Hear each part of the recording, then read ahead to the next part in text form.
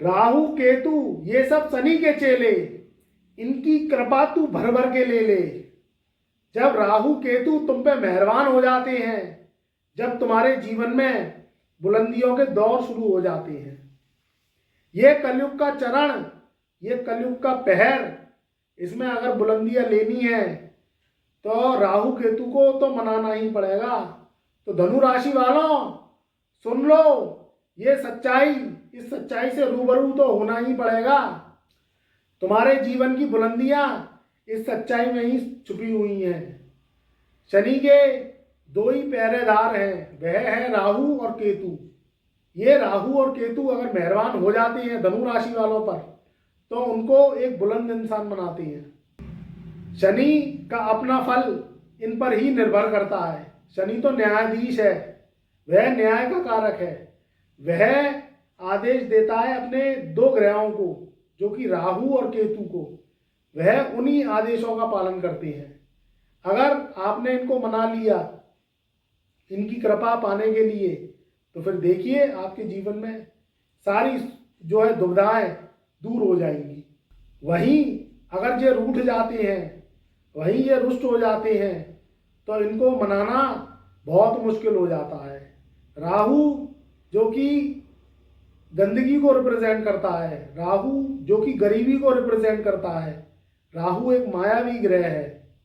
राहु का जो अपना अस्तित्व है वह बहुत खराब है, मगर कलयुग में सबसे ज़्यादा असरदार है। अगर इस ग्रह को आपको मनाना है तो सबसे पहले स्वच्छता से प्रेम करना पड़ेगा। ये आप ध्यान रख लीजिए। स्वच्छता से प्रेम नहीं करेंगे तो ये ग्रह कभी आपके जीवन में सुख नहीं दे सकता। स्वच्छ कपड़े, स्वच्छ रहना और साफ रहना, ये राहु को सबसे ज़्यादा शुभ करता है। अगर आप शुक्र को मजबूत कर लेंगे, शुक्र की मदद ले लेंगे, तो राहु फिर आपको शुभ परिणाम देने लगता है। शुक्र साक्षात लक्ष्मी का रूप, शुक्र साक्षात जो है धन का रूप, शुक्र कलयुग में साक्षात भोग का रूप। शुक्र का बुलंद होना यानी राहु को मजबूत करना है।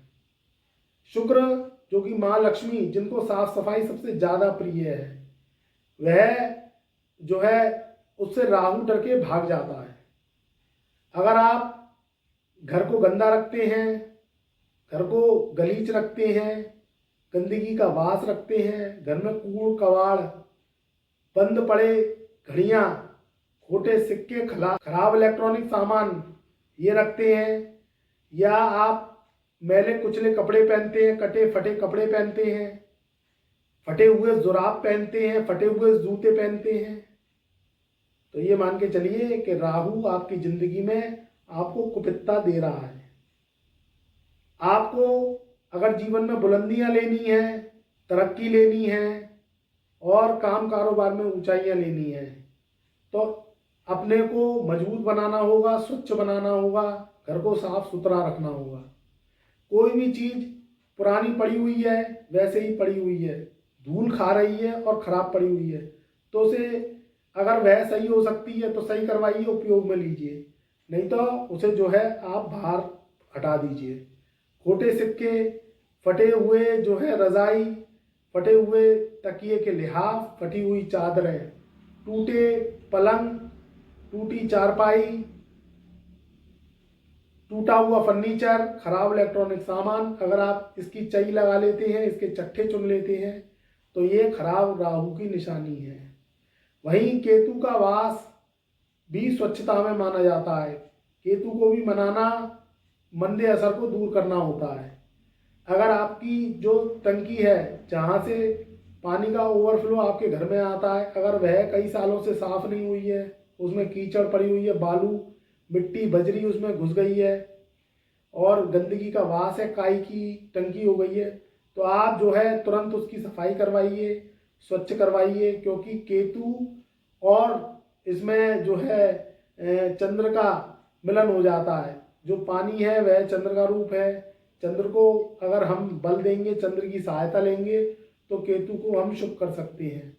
वहीं आपने अगर टंकी की साफ सफाई नहीं करी, नालियाँ चौक पड़ी हुई हैं, घर में से स्मेल आती है, बदबू सड़ांध आती है, तो कहीं ना कहीं ये राहु और केतु को आपके जीवन में अशुभ परिणाम के लिए ये तैयार करवाती है। तो इसलिए आपको जो है अगर इन दोनों को शुभ करना है तो शनि की शुभता भी आने लगती है।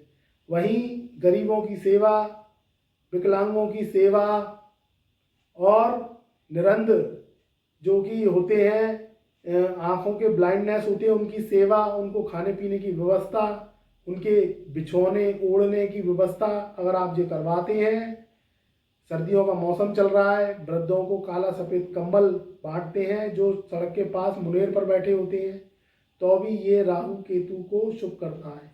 इससे शनि ऑटोमेटिकली आपका जो है पॉजिटिव हो जाता है। ये कलयुगी उपाय हैं।